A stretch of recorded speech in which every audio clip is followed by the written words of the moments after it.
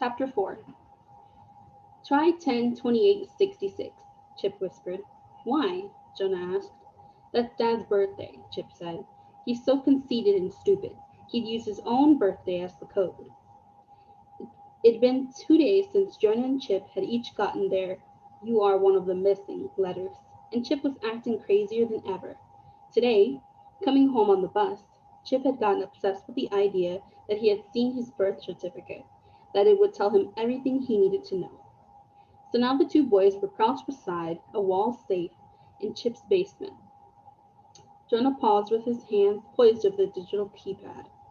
Really? He said. Even if your birth certificate's in here, it's not going to help. Like I told you, like it said on the internet. When a kid's adopted, they issue a new certificate and lock all the old papers away.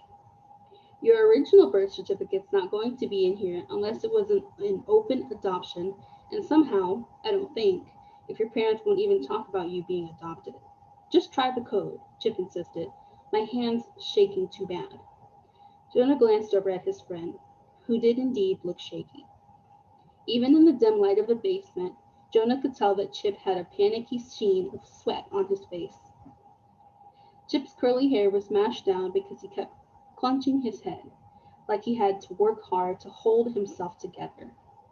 He seemed about one step away from one of those loony types who mumble to themselves on the street downtown. Jonah sighed and began punching in the numbers. 102866. Nothing happened. When's your birthday? Jonah asked. Mine? Chip asked. September 19th. And you're 13? Yeah, why? Jonah didn't answer, just began punching a new combination.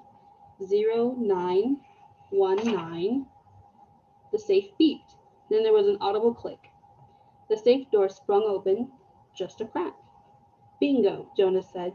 He kind of wished his own mom or dad were there just because they would be able to tell Chip, see, your parents must care about you some if they use your birthday as a code to their safe.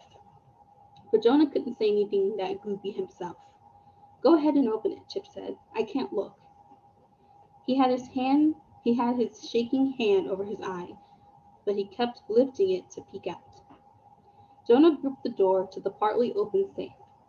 Are you sure you want to do this? He asked. This is like breaking and entering or something. Chip scowled at him. You're in my house, he said. I asked you to open the safe. But your parents, what they want doesn't count, Chip said harshly. There was some saying Jonah's mom always quoted, usually to Catherine, about how eavesdroppers never heard anything good about themselves. Jonah wondered if that also applied to boys opening locked safes and looking at secret papers. But that was something else he couldn't say to Chip. He jerked on the door, swinging it open, and reached in to take out the first few sheets of paper on top of the stack.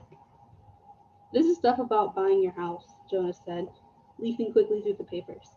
Real estate settlements, title insurance. Chip moved his hand away from his eyes and squinted at the papers. Maybe that's connected too, he said slowly. My dad says they got a really sweet deal for this house. Maybe I was supposed to meet you, so that I'd find out about being adopted. Jonah carefully put the house papers in a stack on the floor. About 4 out of every 100 Americans are adopted, Jonah said.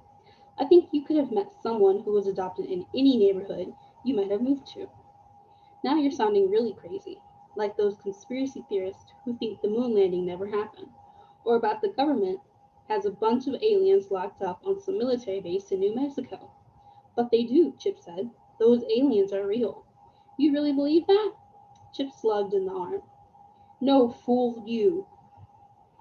Jonah was glad that Chip could still show some sense of humor, that he hadn't totally crossed the line into insanity.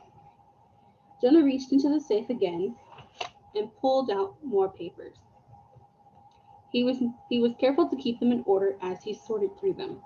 Three-fourths of the way into the stack, he let out a low whistle.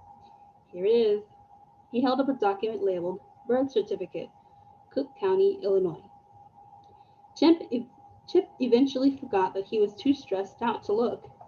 He crowded against Jonah's shoulder. Charles Haddingford Winston the Third, huh? Jonah teased. Chip grimaced. Crazy, isn't it? He said bitterly.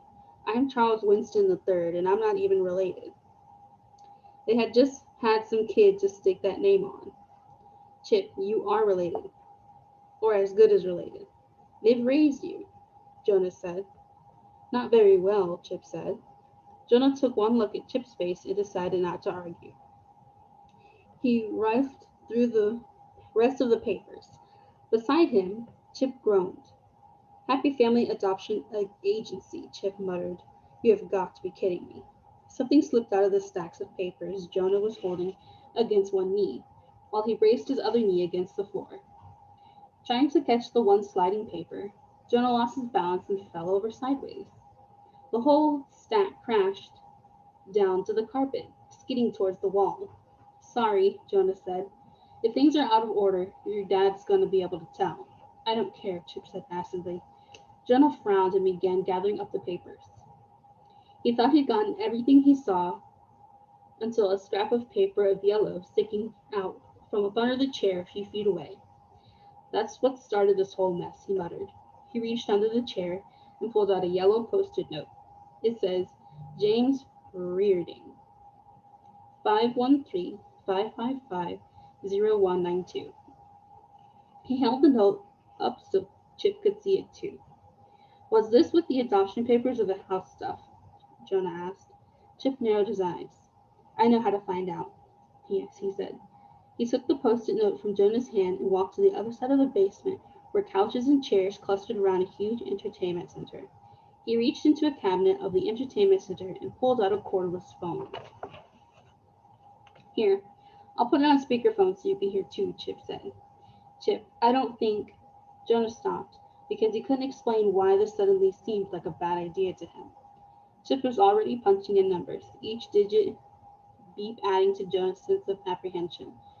Jonah rushed over to Chip's side, as if being able to see the phone as well as hear it would make everything easier. The phone clicked, making the connection, and then smoothly flowing into ringing. It rang once, twice, another click. Then a gruff voice boomed out of the phone.